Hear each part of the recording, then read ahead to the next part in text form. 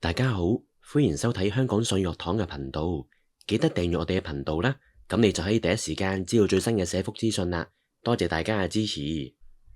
今日會同大家介紹賽馬會樂在其中社區長者支援計劃。勞工及福利局局長表示，政府正係研究運用大數據嘅技術，結合由香港賽馬會支持嘅樂在其中社區長者支援計劃，以更有效辨識同埋追蹤高風險嘅獨居長者同埋雙老家庭，確保佢哋就得到及時嘅支援。局長都指出，呢一個計劃更好嘅地方就係可以揾到有需要幫助嘅長者之後就提供幫助，可以做一啲簡單嘅家居改善啦，然後就同佢哋建立一個有信任嘅朋友關係。呢個都會為咗將來建構一個新嘅支援模式去提供參考，繼而政府可以考慮將有效嘅模式融入恆常嘅支援。而呢一個賽馬會樂在其中社區長者支援計劃，佢哋嘅服務對象就係年滿60歲或者以上嘅長者，屬於獨居長者或者係兩老家庭嘅情況，缺乏家人嘅支援，同埋過去1年內未有接受政府津助嘅安老服務。佢哋主要嘅服務內容包括連結社交同埋支援網絡不足嘅長者，透過街站、家居探訪、地區活動等等嘅方式，主動發掘同埋連結區內嘅獨居長者或者係兩老家庭。另外，同地區組織、關愛隊等等持份者合作，共同為長者建立社區支援網絡。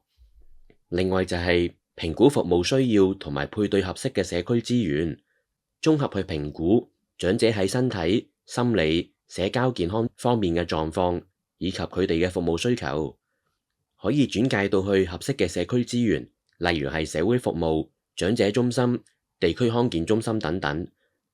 另外，建立個案管理系統，以更有效配合合適嘅服務，同埋可以監察進展。另外，都會改善家居安全同埋環境，會評估長者嘅居住環境啦，了解佢哋日常生活習慣同埋面對嘅挑戰，亦都會提供簡單嘅家居維修、更換日常家電同埋輔助設備，改善家居衛生等等嘅措施，協助長者可以喺家中享受安全而且係有自主嘅生活。服務特色方面，佢哋會動員地區網絡，善用社福機構同埋地區組織嘅優勢，促進協作，及早識別社區當中支援不足嘅長者。另外就會提供個人化嘅服務結連同埋轉介，透過系統化嘅評估、個案管理嘅平台，深入了解每位長者嘅獨特需要，包括佢嘅個人狀況、生活習慣、使用社會服務嘅障礙等等，以提供適切嘅支援。亦都會運用數據幫助未來規劃，採用數據導向嘅模式，分析社交支援網絡較為薄弱嘅長者，佢哋喺身心、社會聯繫、服務使用情況方面，為未來服務規劃同埋發展提供參考。另外會優化長者嘅居住環境，為長者打造安全嘅家居環境，例如簡單維修、更換電器、安裝安全設備等等，旨在減低家居意外風險同埋提升長者嘅生活品質。對於呢個計劃，如果想了解多啲計劃嘅詳情同埋參加辦法等等，可以同返各區嘅計劃夥伴去聯絡。當中包括中西區聖雅各福群會，電話28051250。另外東區東華三院，電話29679211。另外灣仔區聖雅各福群會，電話28354324。另外南區香港仔坊會，電話35505450。另外九龍城區香港聖公會福利協會，電話39604306。另外油尖旺區救世軍，電話35202229。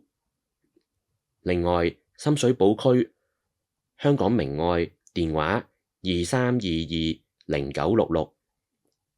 另外就係九龍婦女聯會，電話29888455。另外，黃大仙區嗇色園電話23508016。另外，觀塘區基督教家庭服務中心電話29505852。又或者係牛頭角區街坊福利會電話27587021。另外，大埔區救世軍電話26536811。另外，元朗區博愛醫院電話23020578。又或者係天水圍婦聯電話24477499。另外，屯門區仁愛堂電話26557688。另外，北區香港基督教女青年會電話22782100。另外就係香港婦聯電話26728633。另外，西貢區基督教靈實協會電話27021113。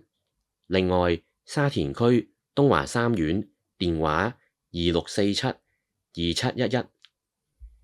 另外，荃灣區香港耆康老人福利會電話23867066。另外，葵青區香港耆康老人福利會電話24251281。又或者係南葵涌社會服務處電話27430900。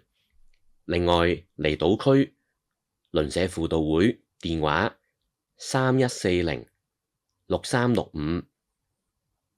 又或者係離島婦聯電話34147110。最後提一提一啲常見嘅熱線服務，當中包括照顧者支援專線182183、情緒通精神健康支援熱線18111。最後就係社署熱線23432255。最後記得留言、讚好、分享我哋嘅 YouTube 頻道啊！如果你或者你身邊嘅長者有需要嘅話，唔好猶豫啦，快啲聯絡我哋啦，等我哋一齊改善長者嘅居住環境啊！如果你有任何意見或者建議，都歡迎喺下邊留言，或者直接聯絡我哋。多謝你嘅收睇同埋支持，下次見。